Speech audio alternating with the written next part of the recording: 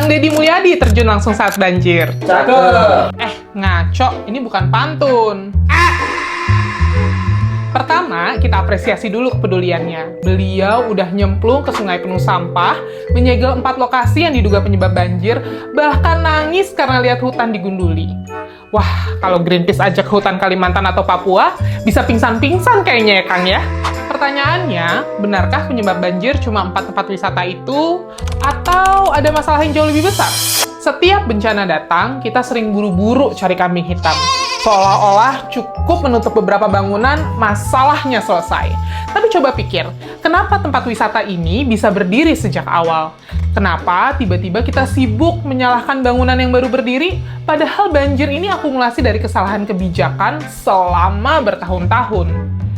Jawabannya jelas, aturan perlindungan lingkungan kita udah dipreteli jauh sebelum air bah datang. Tonton sampai habis biar Minpis jelasin. Dulu, setiap proyek besar wajib menyusun AMDAL. Ini bukan cuma sekedar dokumen, tapi alat penyaring untuk mencegah bencana. Jika proyek dianggap rusak lingkungan, bisa ditolak sebelum proyeknya beroperasi. Setelah Undang-Undang Cipta Kerja, cukup pakai UKL UPL atau bahkan SPPL. Panjangannya surat pernyataan pengelolaan lingkungan aja. Akibatnya apa? Banyak proyek yang seharusnya diawasi ketat, sekarang bisa lolos dengan persyaratan yang jauh lebih ringan. Proyek seperti Hibis Fantasi Puncak atau Eiger Adventureland misalnya, bisa berdiri di kawasan resapan air tanpa hambatan apapun. Bahkan lucunya, Hibis Fantasi Puncak merupakan objek wisata yang dimiliki oleh perusahaan BUMD Jabar.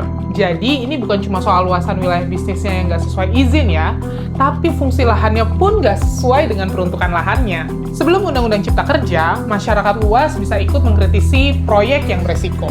Mereka punya hak menuntut transparansi dan memastikan lingkungan tetap terlindungi.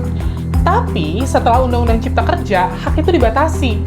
Sekarang, hanya masyarakat yang dianggap terdampak langsung yang boleh bersuara. Pemerhati lingkungan nggak bisa lagi ikut campur dan proses konsultasi publik makin disederhanakan.